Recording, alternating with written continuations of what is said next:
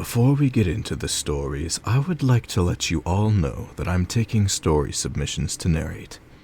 I will credit you in the description of the video unless you ask me not to, so if you have an experience or story in mind that you would like me to read, then you can email me at feedingonfear@gmail.com, and I will be sure to include it in my videos.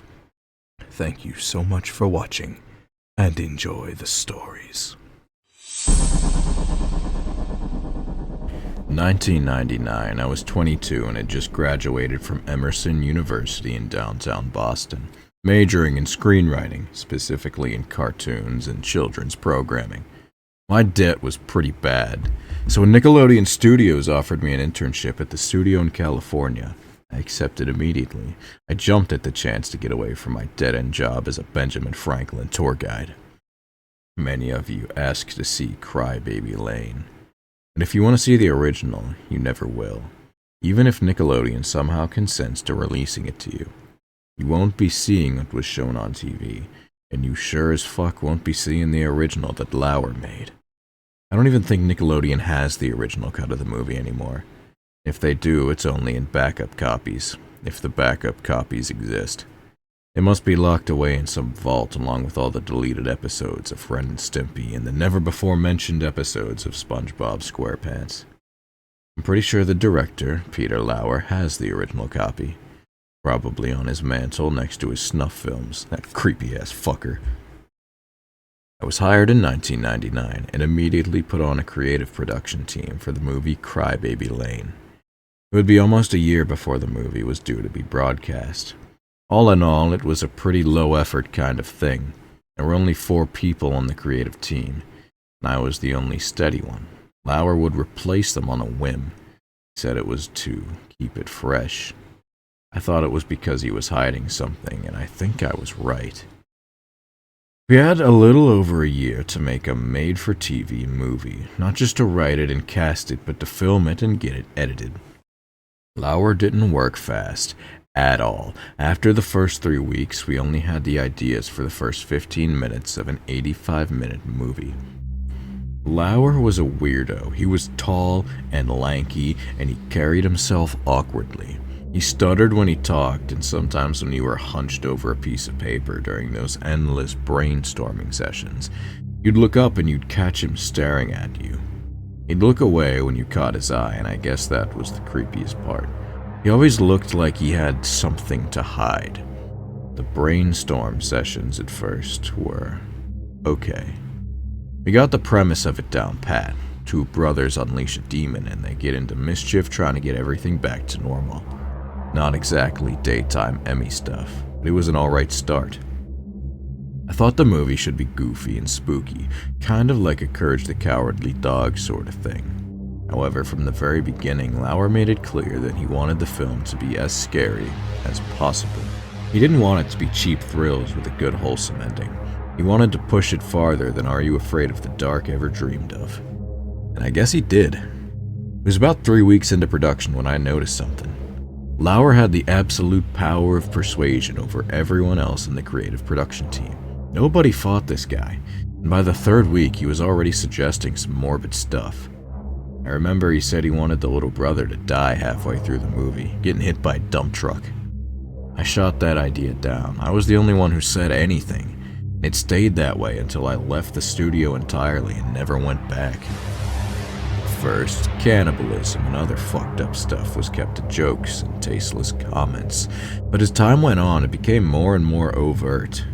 I'd give him an idea, which most of the time he would end up using, like, how about the movie starts with a morbid undertaker who reads them stories? To which he'd reply, yeah, and then he can cut them up into little pieces and force-feed them to his dog. He made those jokes a few times in the early stages, and then he got serious. He'd stand up like he was Jesus or something, clear his throat loudly, and proclaim his great idea. And I would be the only one to criticize it in any way, every fucking time. One day, near the end of our brainstorming sessions, Lauer cleared his voice and stood up. We all fell silent and looked at him like we normally did. He stood up and said, "Gentlemen and females, I have an idea." I remember what he did. He paused, he looked right at me, and he said, "The story will revolve around the legend of a pair of Siamese twins. You ever heard of the Donner Party?" Everybody nodded except for me. I didn't like where this conversation was going. They ate themselves when it got cold. They ate each other. Everybody nodded again. What would Siamese twins do if they had nothing to eat? Would one wait until the other one dies and then consume her own sister's flesh? Would they claw out each other's eyes until one of them died, and then dine upon them like a vulture tearing at the skin of a dead deer? I don't know. It is an interesting idea indeed. I didn't know what the fuck I was hearing. I opened my eyes and looked around the room. No one was fucking moving. Everyone's eyes were on Lauer except for me. When I looked at him, he was still staring at me. Children like violence. They revel in it. Children like to be scared. So we'll scare them, won't we, Johnny? He leaned over the table, getting pretty close to my face. His breath smelled awful. I stared back at him. I think you're fucked up, to be honest. He smiled and backed away. Oh, I'm fucked up, all right, but you have to be fucked up to survive in this cutthroat world. His grin expanded. Literally. Right now, I'm gonna show you some pictures that'll spark some of your imaginations. He got up and locked the door from the inside. I stood up and said, "What are you doing?" "Let's not make any errors in our judgment, Jonathan. Sit down." Sit down. For some reason, I did. Lauer pulled out one of those shitty overhead projectors and turned on the switch and shouted in an unusually high and semi-frantic voice, "This is the fucking muse that we need to continue with this pro-fucking-duction. This is what every child should see." His eyes bulged out of his head. He put the image down on the glass surface of the overhead. It was silent. The image was in black and white, but it was grainy. I could vaguely make out a boy lying on a brick floor. His arms were cut off. The only thing that was clear was his face, and he was bleeding. Lauer almost threw the paper off the overhead, slamming down another one. It was a zoomed-in shot of the boy's face, but this was in color. Blood trickles from his mouth onto the brick floor. His eyes were shut, grimy blood underneath his eyebrows and eyelashes. Then his eyes opened. I screamed. No one else in the room did, and it died in infancy, the shrillness ringing in the air. The pupils were completely black. The rest of the eye was normal. The longer I stared, the more the eyes opened, widening until it looked like the skin above his eyebrows and eye sockets was gonna rip in half. They started to bleed. Just a little bit of blood trickled, and I swear to God I could hear it. More, and then it was like a full-blown stream, till the brick on the floor was a lake of blood. I could hear it, like I was hiking and I came across a stream. Now I could smell this kid. I could smell the rot. I leaned underneath the table and threw up. When I rose back up, the images were gone. Everyone else in the room was expressionless, and Lauer turned back on the lights. "You may go," he said, unlocking the door. I walked through those doors and never came back. This happened near the end of the brainstorming session.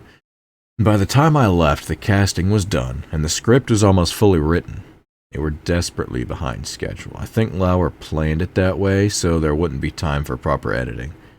I never watched the real thing when it aired, but I heard from a friend who was working at the editing department that they had to cut a good 15 to 20 minutes of disturbing footage from the film before it was fit to be released.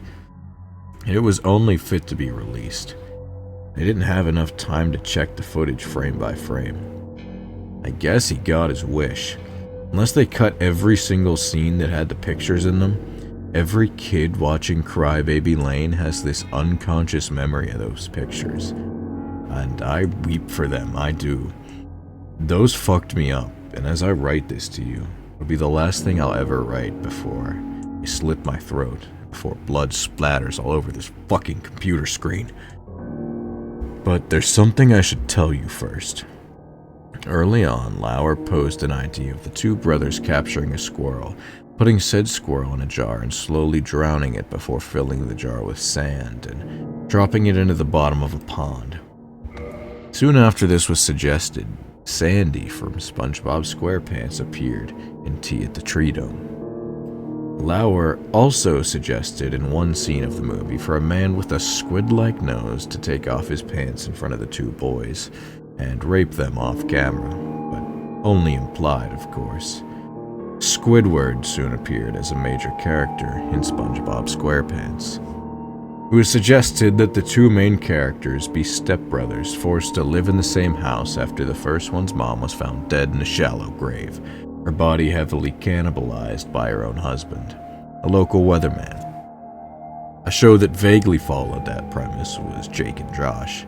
It started in 2004, and the stepfather is indeed a weatherman.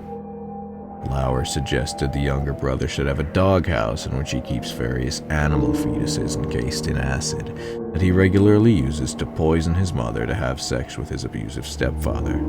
As Told by Ginger debuted soon after. A man who captures the souls of children in a vacuum cleaner and sends them to Hades. Danny Phantom came out not soon after. A robot that goes insane on the two brothers, killing one of them and wearing his skin, pretending to be the dead brother at high school. Then came My Life as a Teenage Robot. The list goes on, forever. Nickelodeon knows, and they're continuing the legacy of Lauer, sometimes subtly, sometimes overtly, and there's nothing you and I can do about it. Would you like to see it? You got it.